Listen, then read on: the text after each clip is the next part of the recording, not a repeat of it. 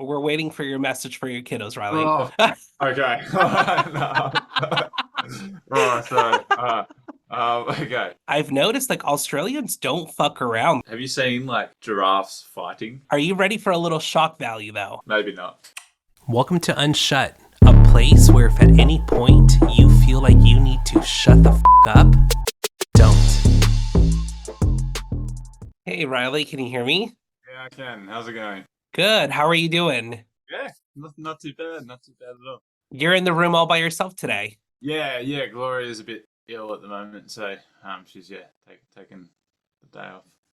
I was watching an interview of you not so long ago of you had a dog in the room with you and you were like, oh, this dog is Oh, just so needy. And I was like, well, I can relate to that. I'm a needy bitch myself. So exactly. I was expecting a Yeah, dog in the room with you. yeah, no, he actually isn't a fan. He's a cocker spaniel, and we got him when it was during COVID, and we were in Melbourne, living in Melbourne at the time. We just spent all our time in the apartment we were living in, and so now he's like 4 years old, and we live in a house, and it's like he just.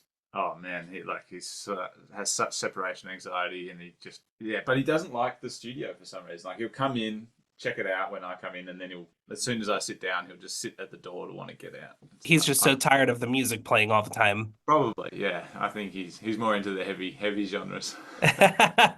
He's probably like between all the music, between all the baby talk, the cuckooing, I've had enough. Yeah. Well, to be honest, I don't know how much he actually hears because his ears are like that long and that like heavy and whatnot. It's like, yeah, Matt, probably you're right. I love it. And you're in Perth now, right? Yeah. So I live down in like Fremantle, which is just a bit south of Perth. It's kind of like a port city. What is Perth like this time of the year?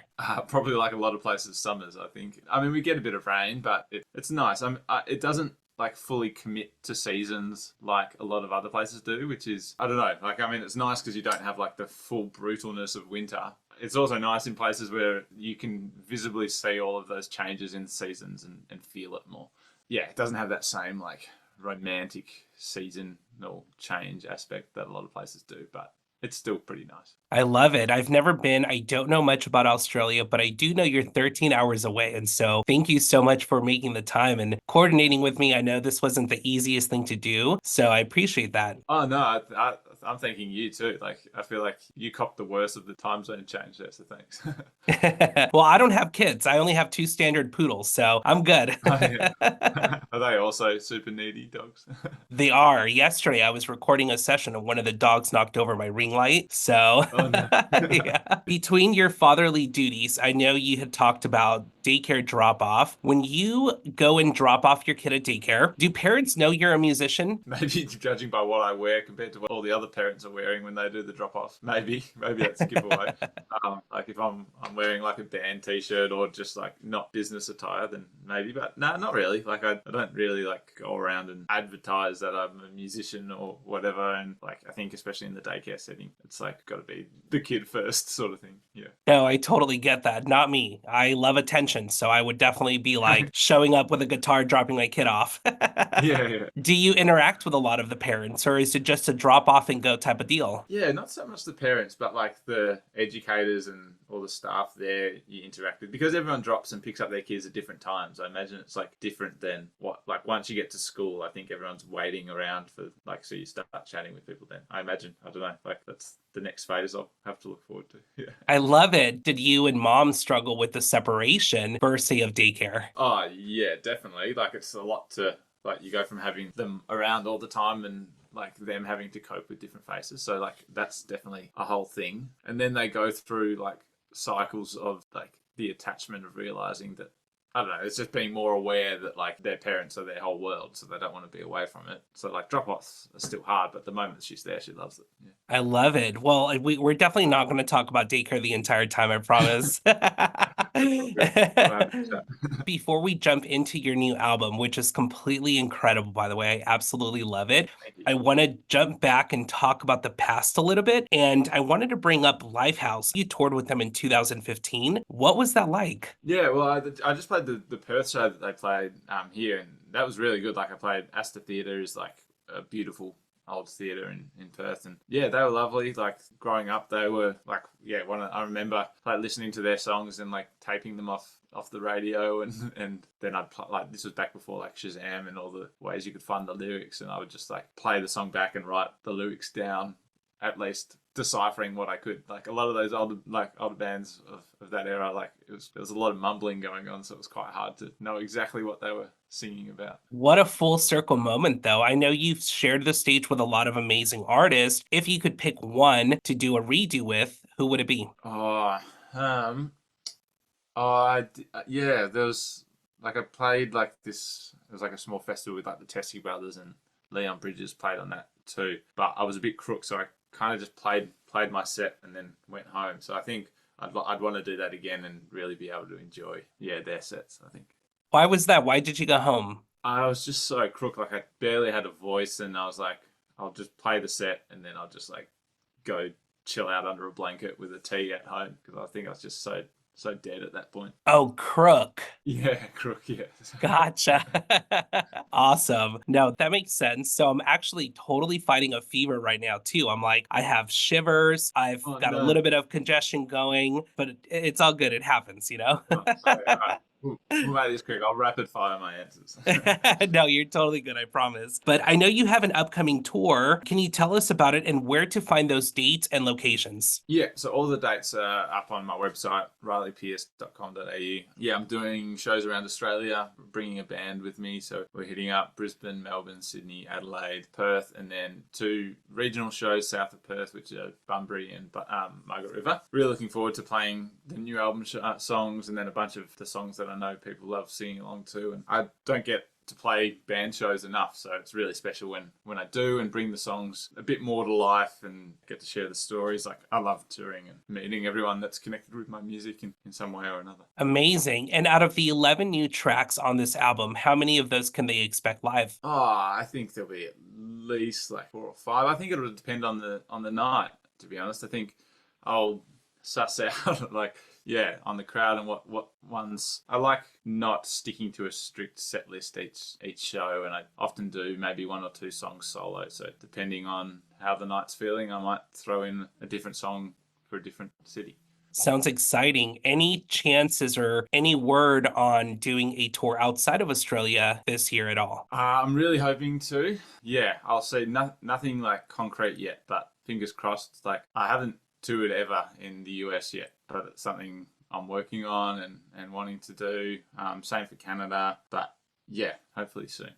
From an artist's perspective, are you able to see on your analytics page, like where exactly in the US do you have the most listeners? Yeah, you can, but the thing is, like, it doesn't always translate to people coming to shows and things. Like, it's hard to tell, as amazing as those numbers are, and like all the analytics that Spotify can give you and Apple Music and all of that. Yeah, it doesn't always translate, and sometimes it's like, yeah, I've seen artists that don't have big Spotify followings that can pull massive numbers live, and the other way around. Like, it's just tricky and a bit misleading sometimes.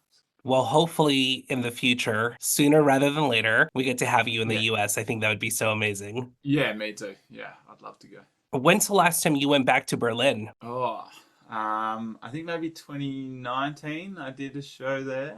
Yeah, I love Berlin. It's a beautiful spot. Like, I think it's called the Tempelhof, the old airport that's like decommissioned and is now like this massive public park that everyone like goes and spends a summer's day at. Like it's or like to watch the sunset. Like it was amazing, an amazing place full of like music and just young people. Like it's great. Is that the park where you posted a video of you playing basketball with the elephant mural in the background? Oh, no, not that park. That was maybe like an hour south of Berlin. But yeah, that was pretty cool. Except the basketball nets there were like, it was like a rope net, like a hard rope net rather than like the soft rope or the mesh nets. So it was like a very unsatisfying, like when you made a basket.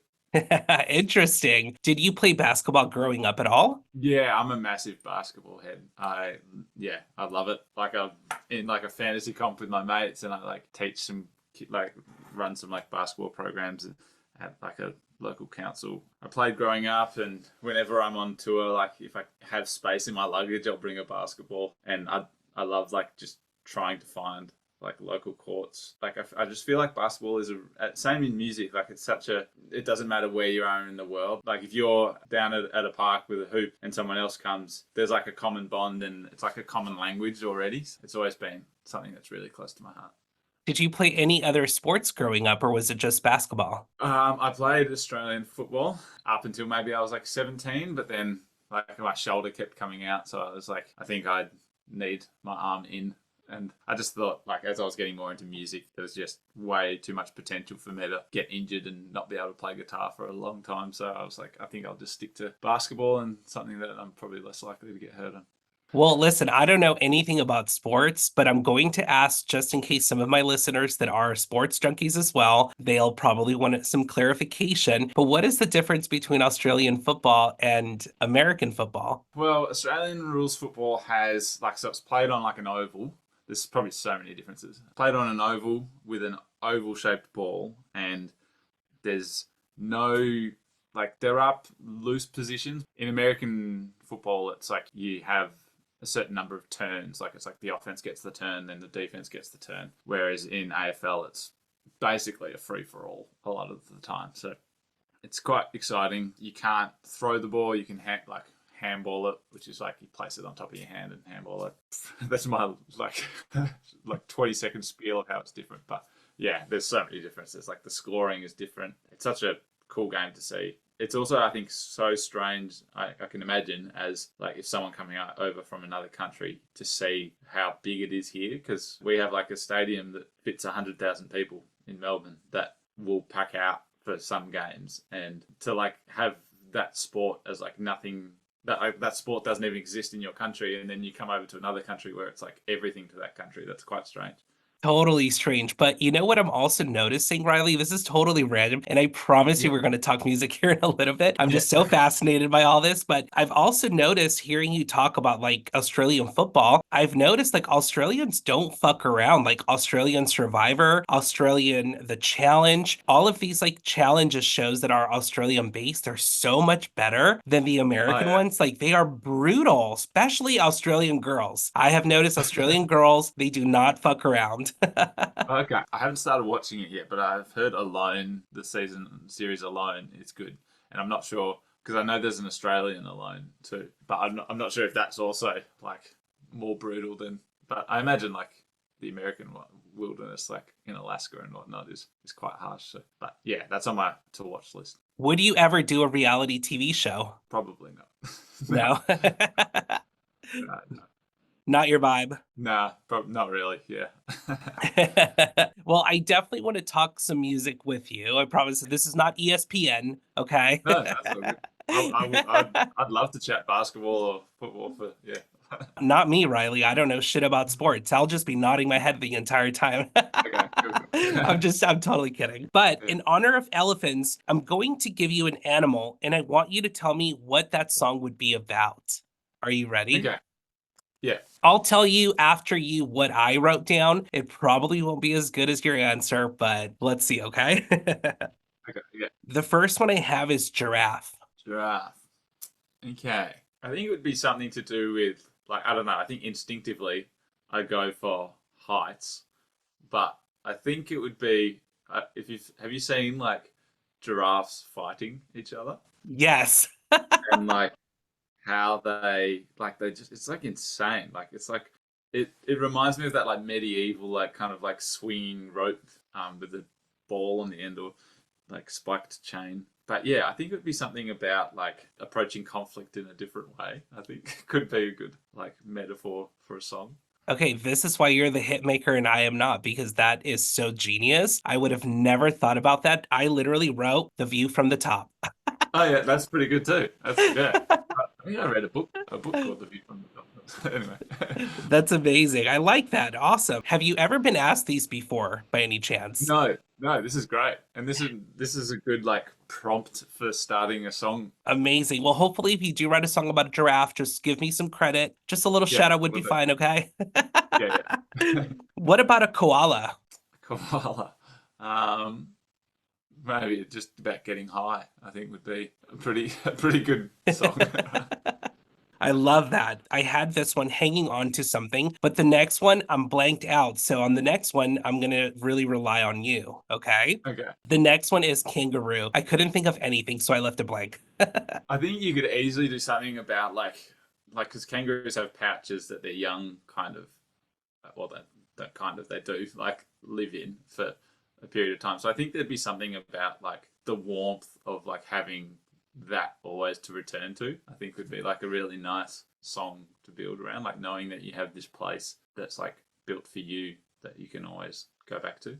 I love that. I don't know why I did not think about that. And even now that you're like a father, it's almost like that skin to skin contact with newborns. You know what I mean? Yeah, So yeah, I yeah. love that. What about a turtle? Turtle. Yeah, I probably immediately jumped to like the hiding in the shell, but you could also go about like the slow pace of doing things, or you could go about like turtles live forever. So it could just be like seeing all the different changes that take place and being able to watch that all unfold. I love that. I'll read to you what I said because now I'm going to geek out a little Okay. bit because I Yeah, wrote yeah, slowing things down and making them last an eternity. So we yeah. were on the same I like page it. there. Yeah, yeah. That's amazing. It's your turn now. It's your new record. Congrats, by the way. It's phenomenal Thank you. beginning to end. Who is on that album cover? So that's my daughter, Charlie. I played some shows in New Zealand last year. Yeah, so I did those shows with I think they're a Canadian duo called OC Elliott. And they did an Australian run of shows, and then I jumped on the New Zealand run with them and played the shows, and then we did like a little family holiday. Just my wife and my daughter. Yeah, it was great. New Zealand is a beautiful country. Like, I think if I was to live anywhere else in the world, it would probably be there. And we were just in this one town, and we'd bought her like a little snowsuit, which kind of looks like a Breaking Bad, like a little like meth lab suit. In hindsight, but like, so she was just walking across this bridge, and I was like, oh, I'll get a photo, and then I just really liked that photo because there's like a astrology observatory like building behind it that kind of helped. I feel like the story of the song, and I think I before I sorry the story of the album before I knew what the album was going to be called, I had that photo, and I was like, I think this is going to be the album cover. Yeah, it just worked. I love that. That was going to be my next question. You know how sometimes like you see an image and immediately Mm. you can hear a sound. It takes you back. But I also thought it was genius how your album started though with the giggles, and I think that it's just truly one of those like a book cover, start the first song to the first page. So I was going to ask you about that, did that photo inspire any specific track or just the album entirely? No, I wouldn't say any specific track, but definitely like all of the songs and were pretty much recorded and almost finished by the time that the like I'd taken that photo even. So like it was all and in build up to that holiday, like I was recording all of that time until we had the holiday. So it was all in my head, that feeling. And so I think maybe in just taking that photo, I tried to capture like what the album was about, and that first track, I think the instrumental starting an album. I did that with my like previous album, and I think it was a great way of like setting the sonic landscape for the album and trying to tell like a bit of the story and introduce the instruments and do so trying to create that feeling before my voice kind of comes in to tell more stories. And it's something that I really have enjoyed doing, and I think I'll probably keep that as a formula for future albums because I think it just works really nicely.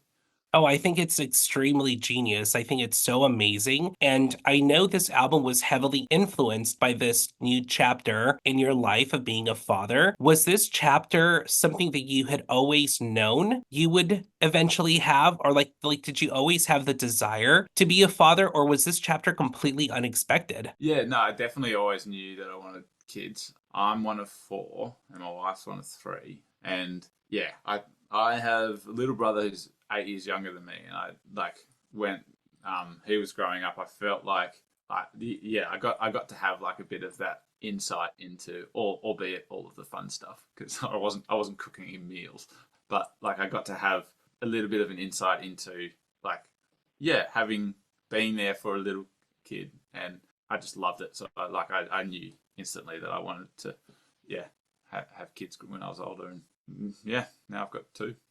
Now, going back to something you just said, right? Being one of four, and I know I mentioned this already, I'm not a parent, I just have two standard poodles. But when it comes to having kids now, right? You grew up with siblings, you are a dog lover. I think we all know that. Anyone that listens to your music, anyone that sees anything that you put out, I think we can all see how much you're just an animal lover. What is something similar to having dogs and siblings that's the same as now being a parent?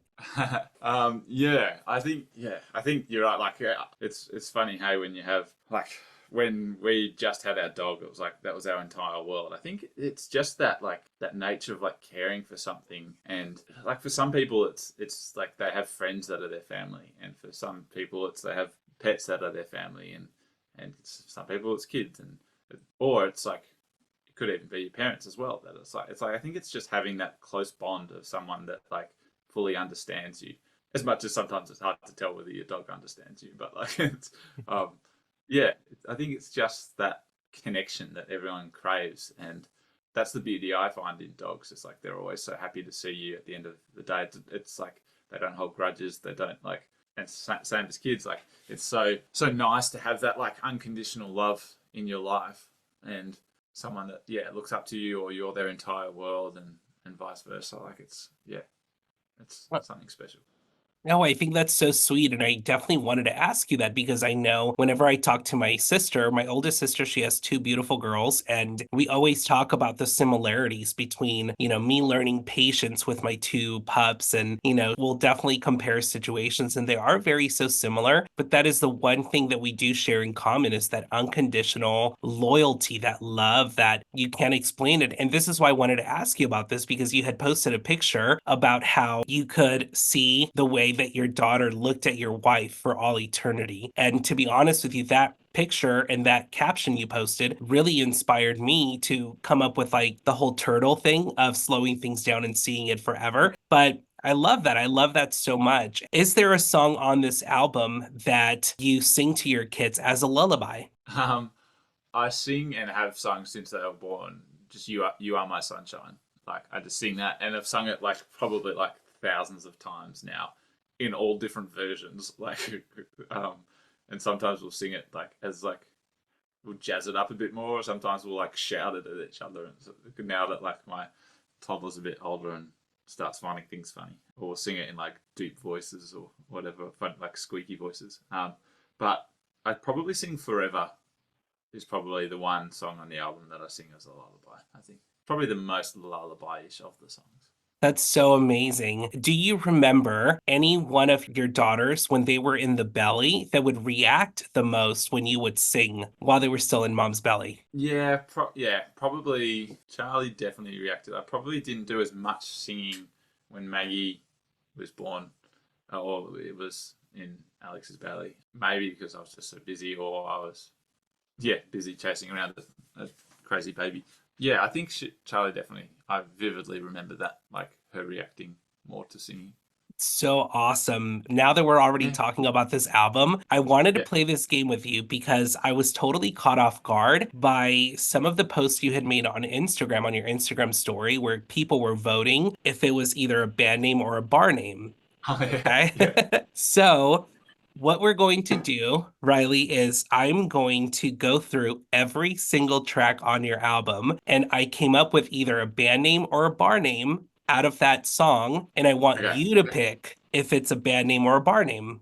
Are you okay. ready? But yeah, Track number one, your big yeah. opener. We already talked a little bit about that. So I actually came up with two of these. I'll give you the one that I thought was funny because there is actually a nightclub that's used to be named this back in LA. So for track one, I came up with Giggles. So would this be a band name or a bar name? You pick. Oh, I feel like if it was a band name, it would be like a children's band, or it would ironically be like a metal band. But I think it'd be a bar name. I'm gonna lock in bar name. I like that. I definitely did not think kid band, but now I just thought about it. I'm like, oh, that makes so much sense. It's like the Wiggles 2.0. Yeah, yeah, giggles. Yeah, I yeah. love that. All right, track number two, How Will I Know? Fire Feeder. What would that be? Theater. Sounds like a shot. I'm gonna say Barnett. Perfect. By the way, with some of these, I'm curious to know if you pick up what part of the song I got and renamed some of these phrases. Okay, yeah. That So I didn't get that one. So what was that one? So that one, and let me pull it up real quick. In the beginning of the track, in track two, it goes, "A million little doubts in my mind. Feed the fire, fan the flame." So I just Yeah, changed it up a little bit. yeah. Cool. Nice. Well done.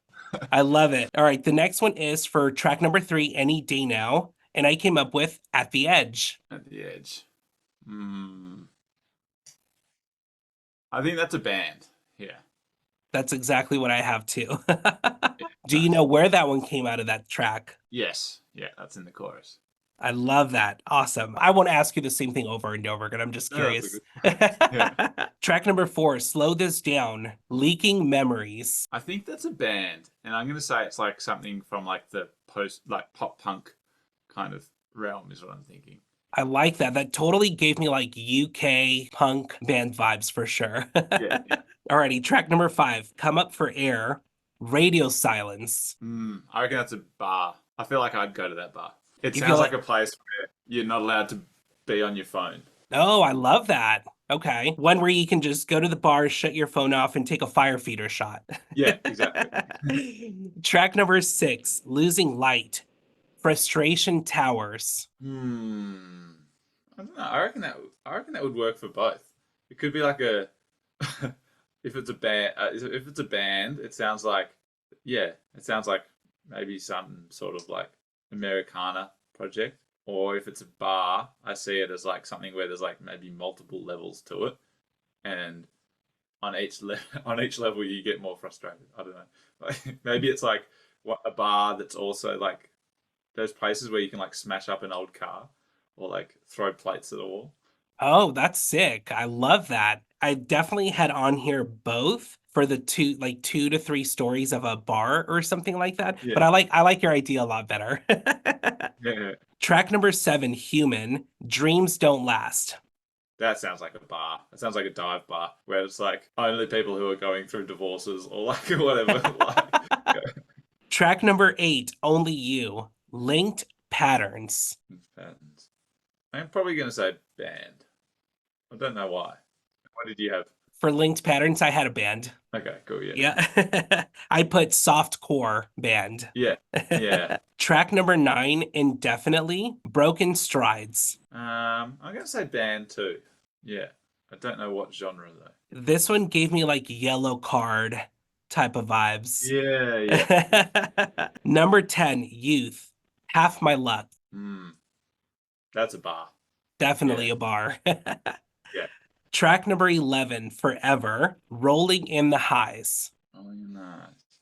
That could be both, but probably more band, I think. I definitely put a bar where you can drink and get high all at the same time. Oh yeah, that's great. Yeah, I love that. Well, that's your entire track list, and I yeah, absolutely love them. But I was trying to think of ways that I could creatively incorporate all of these tracks onto this interview, but do something you hadn't done before. And so I found your polls on your Instagram story to be super funny. So yeah. that's what we Thanks. went with. Nice, well done.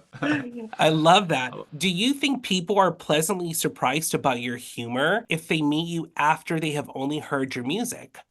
I never really considered myself that funny, but I don't know. Like, I think there's maybe like one or two songs that are a bit more like maybe not on this record. Like, I feel like this record was probably more like serious. Maybe not like serious, but like yeah, it wasn't as like say light-hearted as say some of like the previous songs. Like I have a track called Golden Retriever or one called Bottle It Up, which I feel like were way more like light-hearted in like their lyrics. I don't know. Like I don't think too much about whether people think I'm funny, but I do definitely feel like there's pressure at the live shows to be somewhat funny in between like chatting to the audience, like that like on stage banter. I feel like there's always a little bit of like needing to be funny. I don't know, but maybe that's just all in my head. Well, I definitely think it's ironic that you don't consider yourself funny because I actually found a lot of humor about you. That was one of the factors of why I wanted to have you on, and specifically with a post you made. And I'm about to catch you off guard, okay? Okay, So, are you ready for a little shock value, though?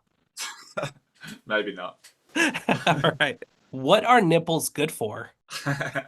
Well, mine are nothing. Yeah, they're just good at frustrating a newborn, I think.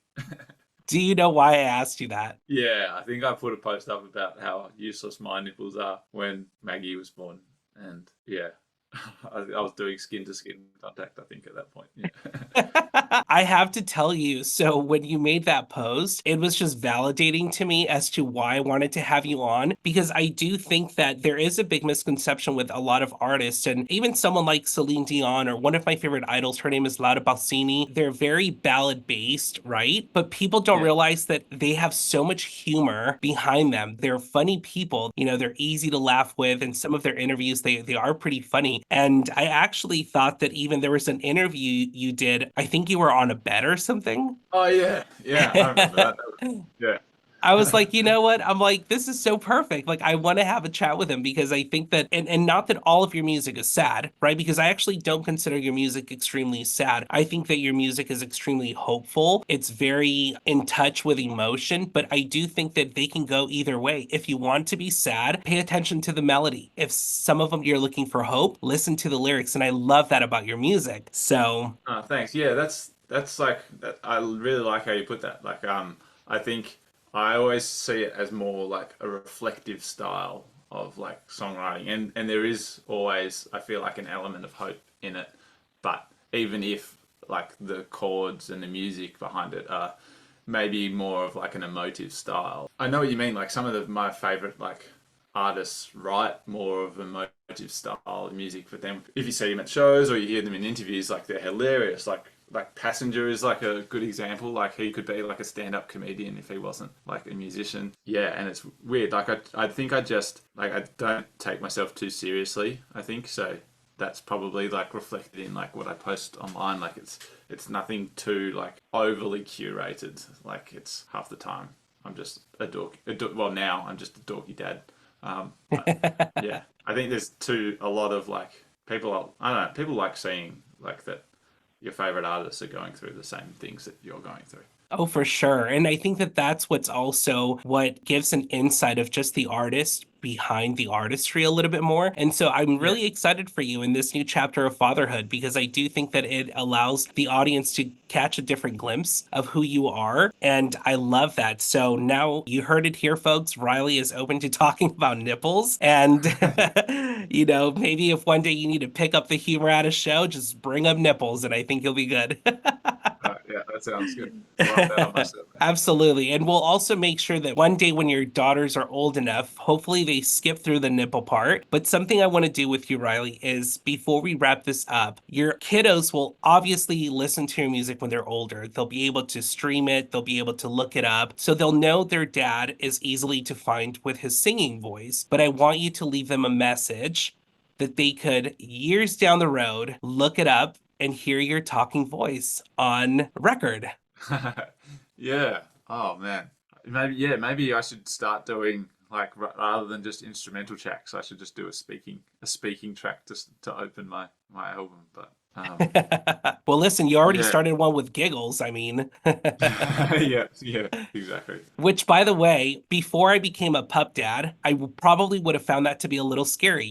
Kids laughing in the background's a little haunting. But now that I'm a Yeah. sucker, I'm a lot softer now. I'm an uncle now. I have a lot of kids in my family now. It's so different. Now I love it so much. Yeah, yeah. I've listened to that song so many times too, and I still like start smiling when I hear that. Yeah, it's just something about a kid laughing that like makes you feel warm inside. It's so precious. It's so precious. Mm.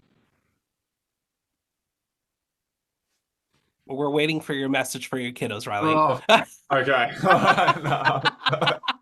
Oh, so okay. Well, I think my message would just be to like be themselves and like not try to be anybody to impress themselves, but just like be happy with yourself, be content and happy with like who you are, and yeah, like I think it's okay to like work on yourself and improve yourself, but like doing it for impressing others or in any other kind of superficial like end goal, I think is a recipe for disaster. But trusting that who you are as a person is enough and will always be enough, I think is a big message I want to send to them. I love it. I love it so much, and I'll skip through the pause so that they don't think that you completely forgot about them on the pod. Yeah. All right, No, thanks.